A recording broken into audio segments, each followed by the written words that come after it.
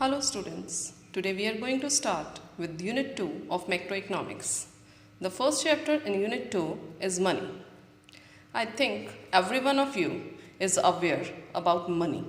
It's a very common term used in our daily life. Students, if I ask you, what before money? Yes, you are correct. It was barter system of exchange. So, what is barter system of exchange? Barter system of exchange means where goods were exchanged for goods. It was also named as CC economy, means commodities exchange for commodities. In earlier times, when money was not in existence, at that time people used to exchange goods for goods. In the village, there were small gatherings, there were small communities which do all type of works. All type of goods are available in the village or in the community. People are not going far away places to get their things, to purchase their things. So, the system where goods are exchanged for goods is known as CC economy. Now, why that system is not prevailing? You know that necessity is a mother of invention. When people find it difficult to continue with the barter system of exchange, they then realize that there are certain problems in the barter system of exchange which should be overcome. So, what they did? There comes the evaluation of money. Now, in our next topic, we would be studying with the drawbacks of barter system and the elimination of these drawbacks. Elimination of these drawbacks means evaluation of money. First drawback, double coincidence of wants. I think we had already done double coincidence of wants in class 10th economics. Double coincidence of wants means that two individuals should possess such goods which they are willing to exchange for satisfaction of their wants. Now, how could we say it? Like in a village, the farmer is having a wheat. Now, he is in need of shoes. What he would be doing? He would be searching for a person who is in need of wheat and who is ready to sell the shoes. The wants that both of them are having should be satisfied by each other's goods. That is what we call double coincidence of wants. But it is extremely difficult to find such a person who should be having the same goods that both of them wants to exchange. Therefore, the exchange was extremely limited. That limited exchange give rise to such a system where the act of sale and purchase could be separated. What do you mean by act of sale and purchase? Now, dear students, let me clear you with one more example.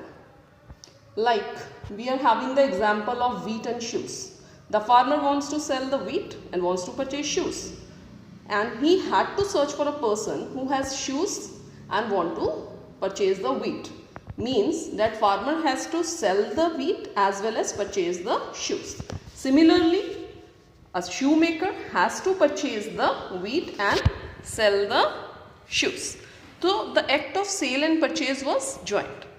With such a system, it was very difficult to do both the acts. Now, under barter system, money emerged as a medium of exchange.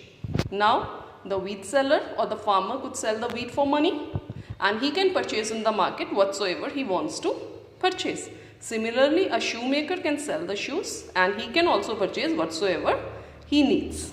Therefore, the emergence of money has solved the problem of double coincidence of wants. The next problem of barter system, lack of common unit of value. What do you mean by common unit of value? The pen that you are holding in your hand. If I ask you, the price of that pen, surely you would be able to answer. Ma'am, it is of 10 rupees, it is of 20 rupees, it is of 50 rupees. Similarly, if I ask you the price of the car, everyone is able to answer. It was 5 lakh, 7 lakh or so on. But what in the barter system of exchange? We are lacking the common unit of value. The common unit of value means if at that point of time the person asks what is the price of this pen, one would be saying 1 kg of wheat, the other would be saying 1 pair of shoes, the other would be having some other answer. So they were lacking the common unit of value. If one has only horses, he have to sell those horses. There would be a separate prices for that horses in terms of separate commodities. The person who is having wheat, he would be answering it in terms of wheat. The person who is having some other commodity, he would be answering it in that commodity. So the accounting system was impossible. Therefore, the trade was limited. Now, money serves as a common unit of measure, with which all goods and services can be measured. We can fix the price of goods and services in terms of money. Therefore, it serves as a common unit of value. Dear students, our third problem of barter system of exchange was lack of store of value and transfer of value. If we talk about store of value, storing the goods was difficult. Storing the goods means if we are producing some perishable goods, where to store it? We need the proper warehouse. And moreover, if we were having not non-perishable goods, then also we need space to store that goods. As well as we were always having the problem that someone could steal it, or it could be just capital loss could be there due to the natural disaster. So the storage of the goods were extremely difficult. And when we talk about the transfer of goods, it need a huge transportation cost. If we have to take our goods from one place to another, it means that we have to add on the transportation cost. So the storage of the goods as well as transfer of those goods was extremely difficult.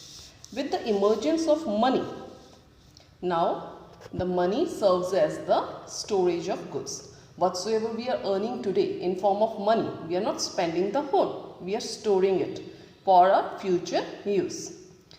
Paper money nowadays can be easily stored. We are not having a fear of theft because we know we can keep it in banks. Moreover, the money can be easily transferred. Not only in form of paper money, but nowadays we are having plastic money, which we can take anywhere without any fear of loss. So, the lack of store of value and transfer of value this drawback has been overcome by the emergence of money. Our last and the most important drawback is the difficulty for deferred payment or contractual payments. If we talk about deferred payments means those payments which are promised today to be paid somewhere in the future. Or we are making a contract with a person that after these many days we would be returning or we would be paying you this amount. Suppose we are having a servant and we have to pay him. In the barter system, what we would be paying him? How many kg of wheat? How many chairs? How many tables? How many houses? It was extremely difficult, and maybe when we are going to pay that person, it means maybe he is not in need of that commodity at that particular time. His need could be different at that time. So, the principal and the interest amount could not be estimated while making the deferred or the contractual payments. So, the need was to have such a system of exchange where we could easily have the contractual payment. The evaluation of money has helped us in making the contractual payment. Now every contractual payment is made in terms of money. So dear students, here we had talked about the barter system of exchange and the drawbacks which led to the emergence of the money.